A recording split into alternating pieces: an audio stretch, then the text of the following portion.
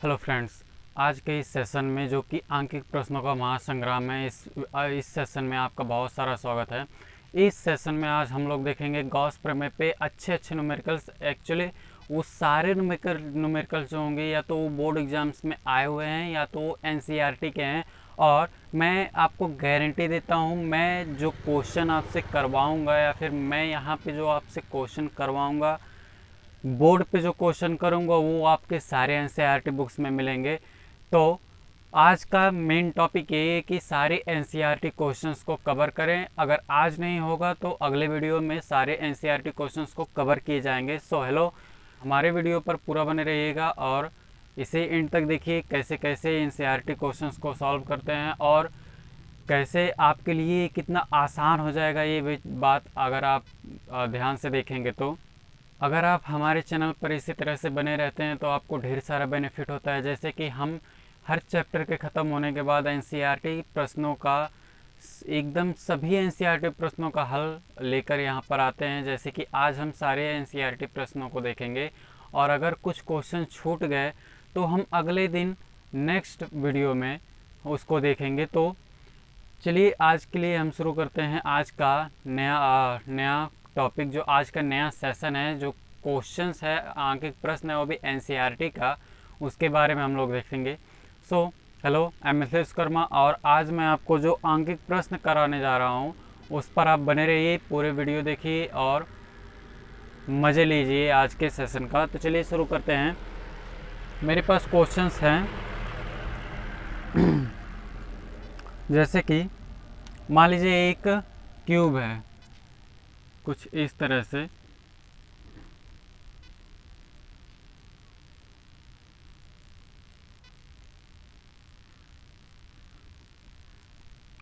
एक क्यूब है मान लीजिए। ये केवल समझाने के लिए मैं कह रहा हूँ, अब मैं बता रहा हूँ आपसे, क्योंकि जो हम पहला क्वेश्चन करेंगे इसी के बेस पे होगा। और जैसे हमेशा डिस्प्ले पर आपके क्वेश्चंस आ जाया करते हैं उस तरह से अब की बार भी आ जाएगा। फिलहाल ये अब देखिएगा, क्योंकि इसी के बेस पे ये पहला क्वेश्चन है। मान लीजिए एक क्यूब है, इसको इसके बीचों बीच कहीं पर इसके बीचों बीच में एक चार्ज रखा हुआ है। क्यों एक चार्ज क्यों रखा हुआ है? फिर कह रहा है कि इस क्यूब से कितना इलेक्ट्रिक फ्लक्स पास होगा। ठीक है, इस क्यूब से कितना इलेक्ट्रिक फ्लक्स पास होगा। तो अब देखेंगे क्यूब में 6 सरफेसेस होते हैं। ये क्यूबॉइड है, मान लीजिए क्यूब ही है। एक सरफेस, दो सरफेस, 3, 4, 5 और एक पीछे वाला 6। तो एक क्यूब में 6 सरफेसेस होते हैं। तो 6 सरफेस के द्वारा जितना इलेक्ट्रिक फील्ड निकलेगा, जब 6 सरफेसेस को जोड़ेंगे तो हमारे पास टोटल इलेक्ट्रिक फ्लक्स निकल के आएगा 1/ε0 इंटू क्यू। क्योंकि किसी बंद पृष्ठ से होकर गुजरने वाला जो इलेक्ट्रिक फ्लक्स होता है वो उसके अंदर जो चार्ज होता है उसके 1/ε0 के बराबर होता है। ये गॉस का प्रमेय है, यानी किसी बंद पृष्ठ से गुजरने वाला जो विद्युत फ्लक्स होगा वो पृष्ठ में, गॉसियन पृष्ठ के अंदर जो चार्ज है उसका 1/ε0 गुना होता है। तो यहाँ पर देखेंगे 6 सरफेसेस हैं, 1, 2, 3 और ये 4, ये 5 और नीचे का 6। ये इसके 6 सरफेसेस हो गए। तो 6 सरफेस से जितना इलेक्ट्रिक फ्लक्स पास हो रहा है वो इतना है। अब मान लीजिए कोई एक फ्लक्स यहाँ पर, मान लीजिए पहला सरफेस है, पहला फलक है, पहला फेस है। तो केवल यहाँ से जो इलेक्ट्रिक फ्लक्स निकलेगा वो कितना होगा? यहाँ से जितना इलेक्ट्रिक फ्लक्स निकलेगा वो कितना होगा? टोटल 6 फ्लक्स थे, टोटल 6 फलक थे जिसमें से 5 फ्लक्स हमने निकाल दिया। मतलब 6 फलक से जो इलेक्ट्रिक फ्लक्स निकल रहा था वो इतना था। अब किसी एक फ्लक्स से निकल रहा है तो क्या होगा कि जब किसी एक फलक से इलेक्ट्रिक फ्लक्स पास हो रहा है तो यहाँ 1/6ε0 इंटू क्यू हो जाएगा।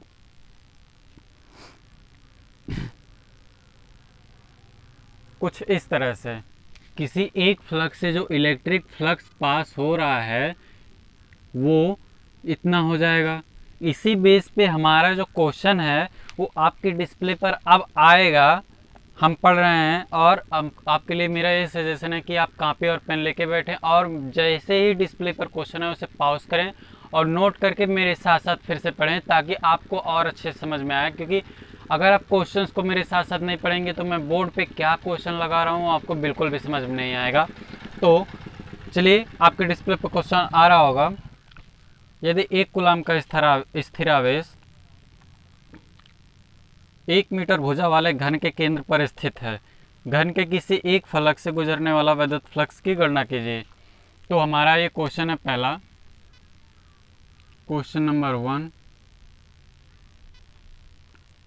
1। 1 मीटर भुजा वाला एक घन है,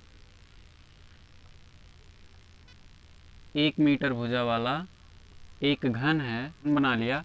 इसका जो साइड है वो 1 मीटर है, ठीक है, इसका साइड 1 मीटर है।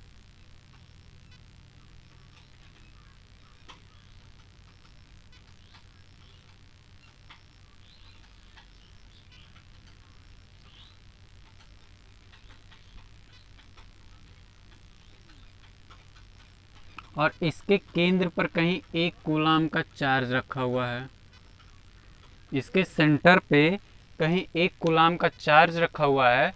तो कह रहा है इसके एक फलक से कितना इलेक्ट्रिक फील्ड निकलेगा। तो आपको ये बात समझना पड़ेगा कि घन में टोटल कितने फलक होते हैं, 6 फलक होते हैं। तो एक फलक से कितना इलेक्ट्रिक फ्लक्स निकलेगा, 6π, ये देखिए 1/ε0 इंटू क्यू, क्योंकि यहाँ क्यूब में 6 फलक होते हैं, इसलिए जो एक एक फलक से इलेक्ट्रिक फ्लक्स निकलेगा, एक एक सरफेस से इलेक्ट्रिक फ्लक्स निकलेगा, वो 6π होगा, ठीक है। और इसको इधर डिवाइड करें तो फाइ इक्वल टू हमारे पास निकल के आएगा 6ε0 इंटू क्यू। ये आपका आंसर हो जाएगा। यानी किसी एक फलक से जो इलेक्ट्रिक फ्लक्स निकलेगा वो इतना होगा। देखिए, इन सब फाइ को जब 6 बार जोड़ेंगे इसको, तो 6π यहाँ 6 हो जाएगा। 6 फलक ही किसी एक फलक के लिए विद्युत क्षेत्र की जो इलेक्ट्रिक फ्लक्स निकल रहा है वो किसी एक फलक से निकल रहा है। क्यों? क्योंकि यहाँ पर 6 फलक दिए हुए हैं, 6 दिए हुए हैं। इन दोनों को जोड़ेंगे तो 6 1/ε0 इंटू क्यू हो जाएगा। इस वजह से ये 6 से कैंसिल हो जाए तो पूरा क्यूब से कितना इलेक्ट्रिक फ्लक्स निकल के आएगा, पूरा क्यूब से इतना इलेक्ट्रिक फ्लक्स निकल के आएगा। लेकिन यहाँ पर तो 6 फलक हैं और जिसमें से केवल एक फलक से इलेक्ट्रिक फ्लक्स निकलने की बात हो रही है, तो ये होगा कुछ। चलिए, अब इसी तरह से नेक्स्ट क्वेश्चन की तरफ बढ़ते हैं। तो फिर चलिए, अब हमारे पास जो अगला क्वेश्चन है उसको हम देखते हैं। एक समान रूप से आवेशित 2 मीटर त्रिज्या वाले गोलीय चालक पर आवेश का पृष्ठ घनत्व sigma is equal to 80 microcoulomb metre square है। चालक से निकलने वाला विद्युत फ्लक्स ज्ञात कीजिए। दिया है ε0 वैल्यू, ये ε0 की वैल्यू दिया है आपके अपने कॉपी पे आपने नोट कर लिया होगा। चलिए, हम डेटा जो दिया हुआ है उसको लिखते हैं। हमारे पास जो r दिया हुआ है वो दिया हुआ है 2 मीटर, ठीक है। इसे या तो r माने या तो कैपिटल R माने, उससे कोई फ़र्क नहीं पड़ता है। और जो सिग्मा दिया हुआ है वो 80 माइक्रोकूलाम दिया हुआ है। दोस्तों, हमारे पास एक आपके लिए बताने के लिए बहुत ज़रूरी बात है कि आप जब भी आवेश की वैल्यू रखिएगा, आवेश डेंसिटी यानी आवेश घनत्व की वैल्यू रखिएगा तो उसे कूलाम में रखिएगा, जबकि हम माइक्रो कूलाम में दिया गया है। ऐसे वैल्यूज आपको इसलिए देता है ताकि आप कंफ्यूज हो जाओ और इधर के उधर रख दो और आपका क्वेश्चन गलत हो जाए। तो गलती नहीं करना है हमारे पास। यहाँ पर इसको हम कूलाम में बदल लेंगे, 10⁻⁻6 कूलाम हो जाएगा। कैसे बदलते हैं? चूँकि 1 micro coulomb is equal to होता है 10⁻⁻6 कूलाम, तो यहाँ पर 80 माइक्रोकूलाम का 80 × 10⁻⁻6 माइक्रोकूलाम हो गया। अब हम आगे की तरफ बढ़ते हैं जरा। आर की वैल्यू हो गई, सिग्मा की वैल्यू हो गई, कह रहा है चालक से निकलने वाला विद्युत फ्लक्स ज्ञात कीजिए। तो विद्युत फ्लक्स ज्ञात करने के लिए हमारे पास एक ही फार्मूला है जो कि गॉस प्रमेय द्वारा मिला था, 1/ε0 इंटू क्यू। क्यू तो हमारे पास है ही नहीं, तो हमें क्यू निकालना पड़ेगा। तो जब आवेश घनत्व तो हमारे पास सिग्मा है और कह रहा है कोई गोला है इस तरह से कोई गोला है जिस पर एक समान रूप से चार्ज वितरित है, आवेश वितरित है इस तरह से, तो इसकी डेंसिटी क्या है, सिग्मा है। तो इस गोले पर चार्ज कितना होगा, गोले का पृष्ठीय क्षेत्रफल कितना है, 4πr²। तो उस पर घनत्व है सिग्मा, तो ये क्यू की वैल्यू हो जाएगी। तो हमारे पास क्यू मिल गया 4πr² सिग्मा। क्यू मिल गया हमारे पास 4πr² सिग्मा।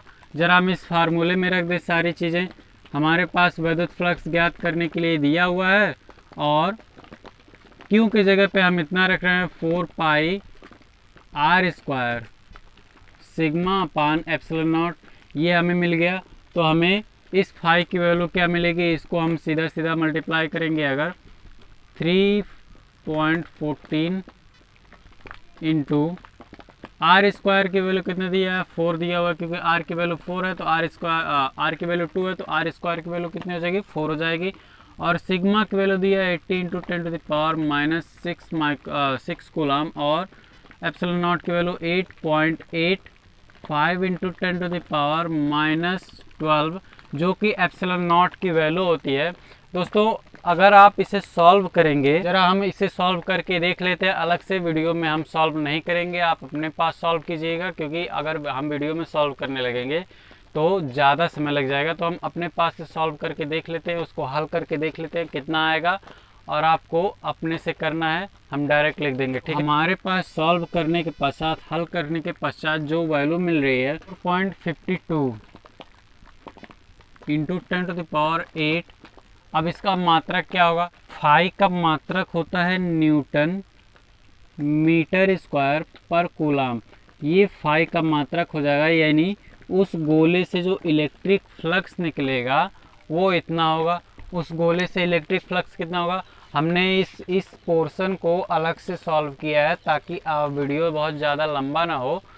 इस वजह से अगर हम वीडियो में इन सब को सॉल्व करने लगेंगे तब आपको दिक्कत होने लगेगी कि ये क्या हो रहा है, जोड़ घटाना गुणा भाग। तो अगले क्वेश्चन की तरफ हम बढ़ते हैं, क्योंकि इस क्वेश्चन का आंसर तो आ गया हमारे पास। एक गोला था, एक गोले के ऊपर एक समान रूप से चार्ज वितरित था, ठीक है। एक गोला था, उसके ऊपर एक समान रूप से चार्ज क्या था, वितरित था, और कह रहा था इलेक्ट्रिक फ्लक्स कितना होगा उस गोले से पास होने वाला।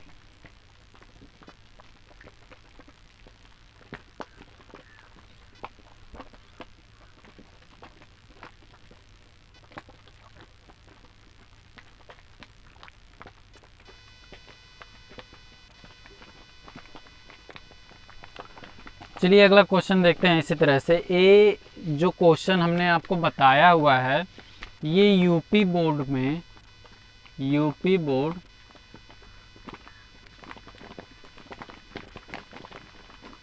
के 2006 में आया था, 2006 में आया हुआ है ये क्वेश्चन।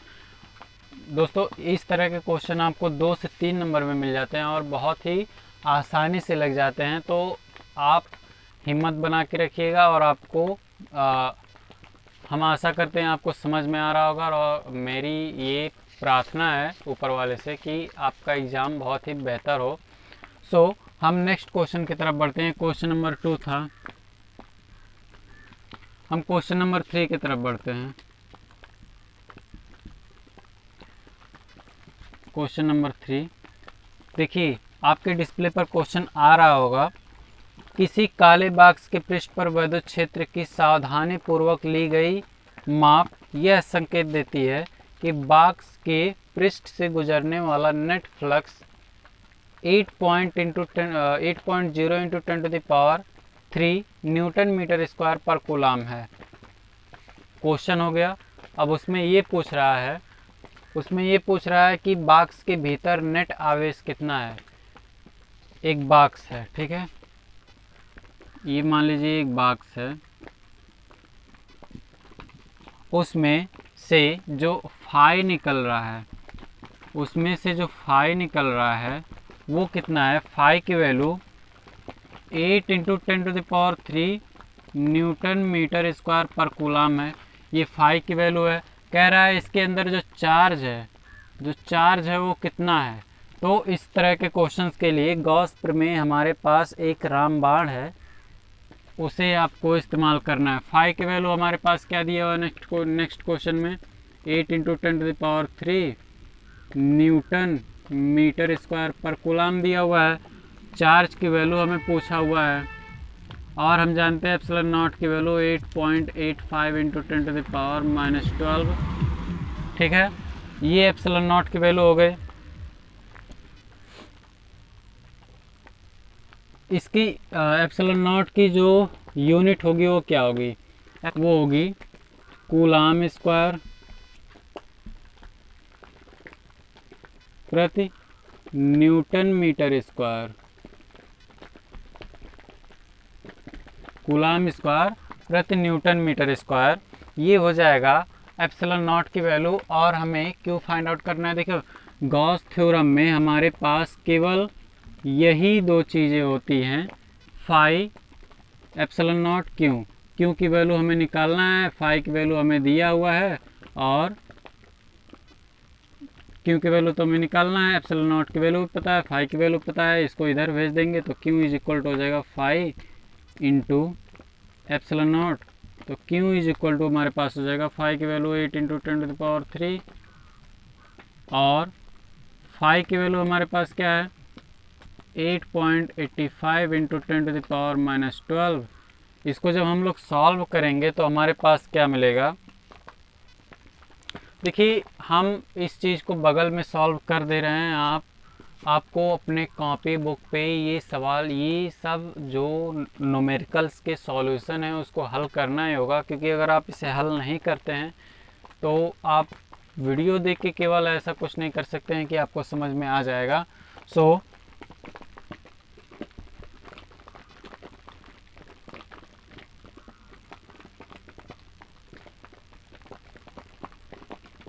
2 पॉइंट पे लगा हुआ है तो 2 पॉइंट पे और 10⁻⁻⁹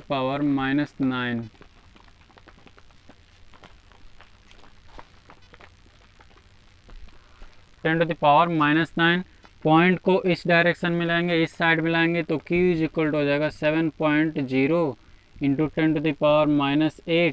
अगर ये तो आपका ये तो कूलाम में आपका निकला है, ये आपका कूलाम में निकला है, लेकिन आपके बुक में माइक्रो कूलाम में अगर दिया हो तो आप इसे कुछ इस तरह से लिख सकते हैं 0.07 इंटू 10⁻⁻⁶। तो अब इसे आप Q is equal to 0.07 micro coulomb कर सकते हैं। ठीक है, ये आपका माइक्रो कूलाम में हो जाएगा। अगर आप इसको इस तरह से लिखते हैं तो ये -6 और Q is equal to 0.07 into 10 ये हो जाएगा माइक्रो कूलाम। ये ऐसा हो सकता है या तो आपके बुक में ये वाला आंसर दिया हो या तो ये वाला आंसर दिया हो, या तो कूलाम में दिया होगा या तो माइक्रो कूलाम में दिया होगा। ये एक NCERT का क्वेश्चन है। ठीक है, ये एक NCERT का क्वेश्चन है जो कि महत्वपूर्ण, NCERT के सभी क्वेश्चन महत्वपूर्ण होते हैं। अच्छे टीचर जो होते हैं वो कहते हैं कि अगर आपने NCERT बुक को अच्छे से पढ़ लिया तो आप अच्छे से अच्छा एग्ज़ाम भी क्रॉस कर सकते हैं, अच्छे से अच्छा एग्ज़ाम भी आप क्वालिफाई कर सकते हैं। तो मेरा भी यही सजेशन रहेगा कि आप जो है NCERT क्वेश्चंस को पढ़िए। और इसी में एक और क्वेश्चन दिया गया है, ये क्वेश्चन का A पार्ट था। ठीक है, ये क्वेश्चन का A पार्ट था, इसी में B पार्ट करके दिया गया है। इसी में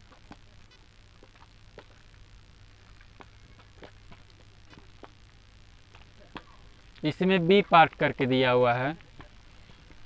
यदि बॉक्स के पृष्ठ से नेट बहिर्मुखी फ्लक्स शून्य है, अब कह रहा है जो फ्लक्स है वो शून्य है, फाई इक्वल टू शून्य है। तो क्या आप यह निष्कर्ष निकालेंगे कि बॉक्स के भीतर कोई आवेश नहीं है? क्यों अथवा क्यों नहीं? देखिए, अगर किसी गोले से जो नेट फ्लक्स है वो शून्य है, तो हमारे पास जो फार्मूला है फाई का, उससे हम लोग देख सकते हैं या तो उसमें जो आवेश हैं, आवेश की वैल्यू जो है वो शून्य है, तब क्या होगा उस दशा में जो फाई होगा वो शून्य होगा, ठीक है। या तो यहाँ पर जो आवेश हैं वो प्लस क्यू, एक आवेश प्लस एक minus Q plus 2q minus 2q, इस तरह से हैं। तो आप देखेंगे इनका जो बीजगणितीय योग होगा वो शून्य होगा। इसमें चार्ज तो हैं लेकिन इनका जो बीजगणितीय योग है वो शून्य है। इस वजह से यहाँ पे जो इलेक्ट्रिक फ्लक्स जो होगा वो शून्य होगा।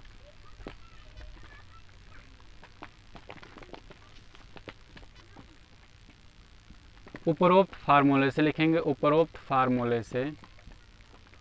उपरोक्त सूत्र से दो निष्कर्ष निकलते हैं।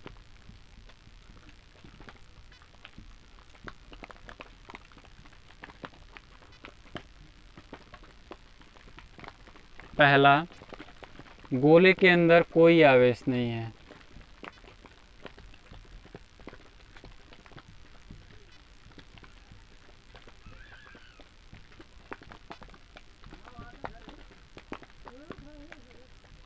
और दूसरा निष्कर्ष ये निकलता है गोले के अंदर आवेशों का बीजगणितीय योग शून्य है।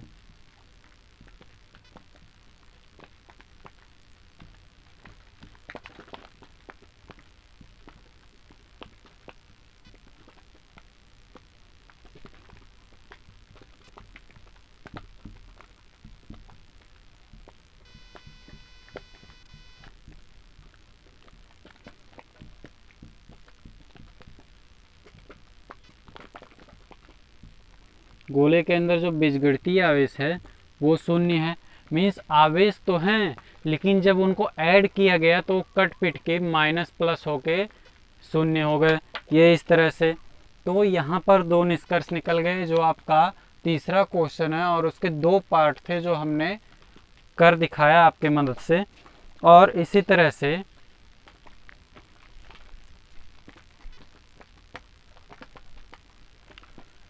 से हमारे पास एक क्वेश्चन और है, चौथा क्वेश्चन के डिस्प्ले पर आएगा। चित्र में दर्शाए अनुसार 10 सेमी भुजा के किसी वर्ग के केंद्र से ठीक 5 सेमी ऊंचाई पर कोई 10 माइक्रोकूलम आवेश रखा है। इस वर्ग से गुजरने वाला वैद्युत फ्लक्स का परिमाण क्या है? अगर आप क्वेश्चन नोट कर लिए हो पॉज करके तो चलिए हम देखते हैं फिगर में क्या दिया हुआ है। मान लीजिए ये एक क्या दिया हुआ है, एक 10 सेमी भुजा वाला वर्ग है। लीजिए हम एक वर्ग बना दिए। ये एक 10 सेमी भुजा वाला वर्ग है और इससे 5 सेंटीमीटर ऊंचाई पर 5 सेंटीमीटर ऊंचाई पर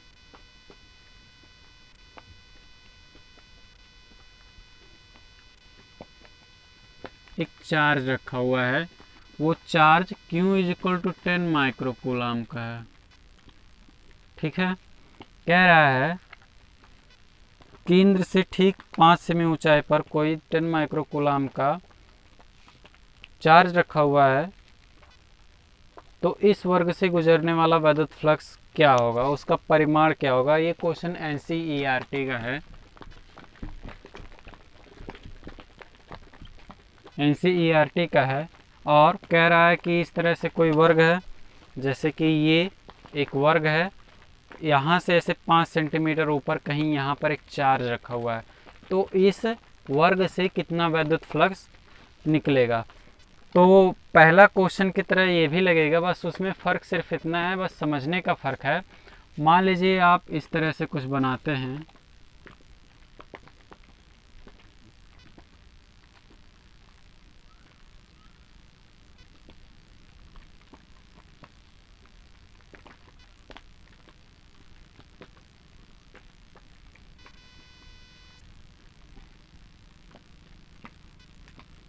ये अपने एक बना लिया।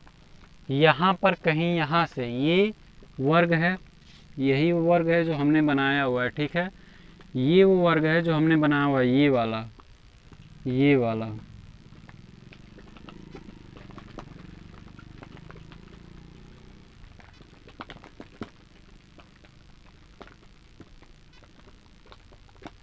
ये जो वर्ग है मैंने यहाँ पर बनाया हुआ है, इसके केंद्र से 5 सेंटीमीटर ऊपर एक चार्ज रखा हुआ है, क्यों? ठीक है, एक चार्ज क्यों रखा हुआ है और इसकी भुजा कितनी है? 10 सेंटीमीटर। इसका जो भुजा है, साइड है, वो 10 सेंटीमीटर है। देखिए इसका साइड 10 सेंटीमीटर, 5 सेंटीमीटर पे चार्ज रखा हुआ है, मतलब एक क्यूब के बीचों बीच में एक चार्ज रखा हुआ है। देखिए क्वेश्चन की गहराई को समझिएगा, प्रश्न की गहराई को समझिएगा। यहाँ सिर्फ एक वर्ग दिया हुआ है और यहाँ क्या बन गया? यहाँ एक क्यूब बन गया, ठीक है। एक क्यूब के बीचों बीच में एक चार्ज रखा हुआ है, क्योंकि इसका जो साइड है वो 10 सेंटीमीटर का, इससे 5 सेंटीमीटर ऊपर एक चार्ज रखा हुआ है। ये बात क्लियर है? मीन्स ये जो क्यूब बना हुआ है एक गॉसियन पृष्ठ का काम करेगा। और कह रहा है इस वर्ग से कितना इलेक्ट्रिक फ्लक्स जो होगा वो पास होगा। मीन्स यहाँ से जो इलेक्ट्रिक फ्लक्स पास होने की बात हो रही है वो यहाँ से हो रहा है, मतलब जो इलेक्ट्रिक फ्लक्स पास हो रहा है वो इस फलक से हो रहा है, इस फलक से हो रहा है, इस फेस से हो रहा है। बाकी 6 फेस कहाँ गए? बाकी 6 फेस नहीं है, ठीक है। तो यहाँ पर जो इलेक्ट्रिक फ्लक्स हमारे पास निकल के आएगा इस फार्मूले से, वो जैसे कि पहला क्वेश्चन था, अब भी उसी की तरह 6 क्योंकि 6 फलक थे और 1/ε0 इंटू क्यू, तो यहाँ पर phi is equal to 1/ε0 into Q. और यहाँ पर अगर क्यू की वैल्यू 6 फाई हो जाएगा, ये फाई नीचे चला गया, तो यहाँ पर अगर आप क्यू की वैल्यू रखते हैं तो आपको फाइनल आंसर मिल जाएगा। चलिए क्यू की वैल्यू हम रख के देखते हैं।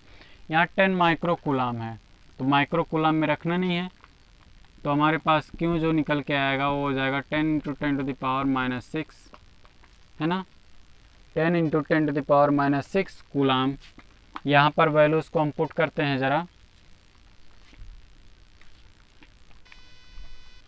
Phi is equal to 1/6 into 8.85 into 10⁻⁻12, और क्यू की वैल्यू हमें ऊपर दी हुई है, क्यू की वैल्यू है 10 × 10⁻⁻6 कूलाम। क्लियर है? 2.0 × 10⁵ इसका न्यूटन मीटर स्क्वायर पर कूलाम होता है, जो यूनिट होता है वो। तो हमारे पास ये फाई की वैल्यू निकल गई, यानी इस वर्ग से जो फाई गुजरेगा, जो इलेक्ट्रिक फ्लक्स गुजरेगा वो इतना होगा।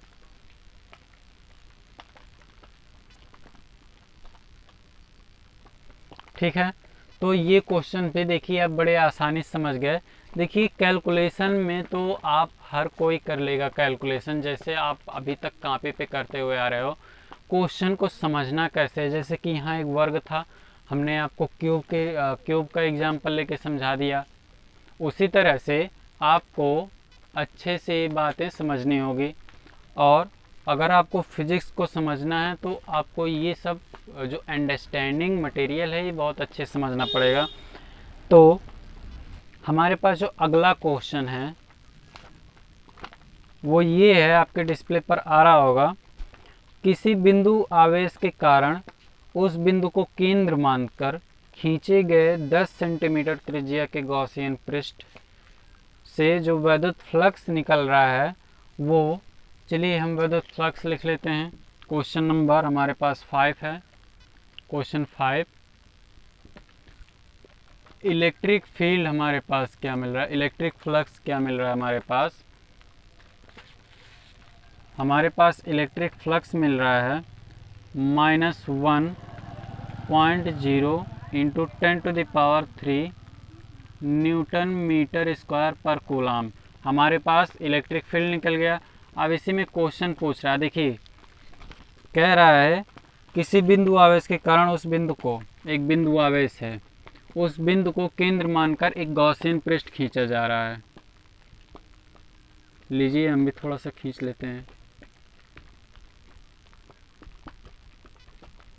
जिसकी त्रिज्या कितना दिया गया है, 10 सेंटीमीटर दिया गया है। इसका जो रेडियस है वो 10 सेंटीमीटर दिया गया है।